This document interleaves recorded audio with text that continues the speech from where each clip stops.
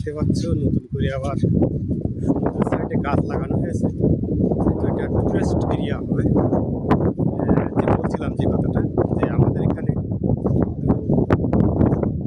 ভাগ হয়ে গেছে, যে পাথর দিয়ে যে জায়গাতে বাঁধানো রয়েছে দেখাচ্ছিলাম আগের ভিডিওতে, আলাদা আলাদা ভাগ হয়ে গেছে। তো এটা সম্ভবত কন্টাকে নিয়েছে না 20 বছর 25 বছরের জন্য।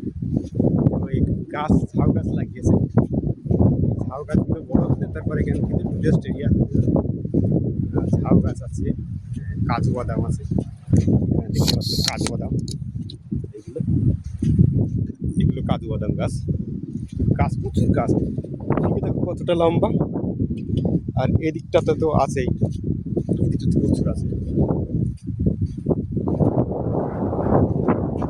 ওই যে প্লেন যাচ্ছে, দেখায় আমি একটু জুম করে দেখাচ্ছি। এই যে প্লেন যাচ্ছে,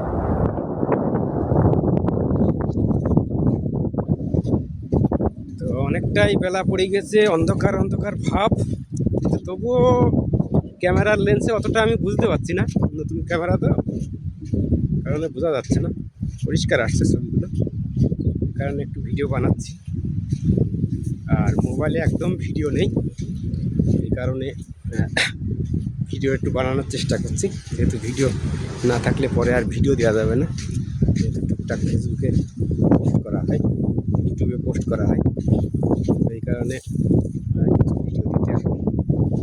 ভিডিও এই কারণে কিছু নিয়ে নিচ্ছি। আর যে আমরা পাহাড়টা দেখাতাম, সেই পাহাড়ের কোল দিয়ে কিন্তু এখন যাবো, তারও একটা ভিডিও বানাবো। গাছ প্রচুর গাছ লাগিয়েছে, একদম এইখান থেকে নিয়ে সেই পাহাড় পর্যন্ত গাছ লাগিয়েছে। তো হাঁটা যাচ্ছে না বালির ওপর, একদম চকা বালি, বালিতে পা উঠতে যাচ্ছে, দেখো কতটা পা উঠতে যাচ্ছে বালিতে, হাঁটতে গেলে একটু কষ্ট হচ্ছে। তারপরে ফিতের মধ্যে বালি ঢুকে গেলে মনে হচ্ছে যেন ছাল উঠে যাচ্ছে, এরকম পরিস্থিতি।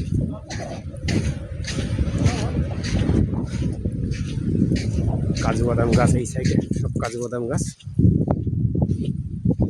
কাজু বাদাম আছে, কাঠবাদাম আছে, অনেক গাছই লাগিয়েছে দেখছি।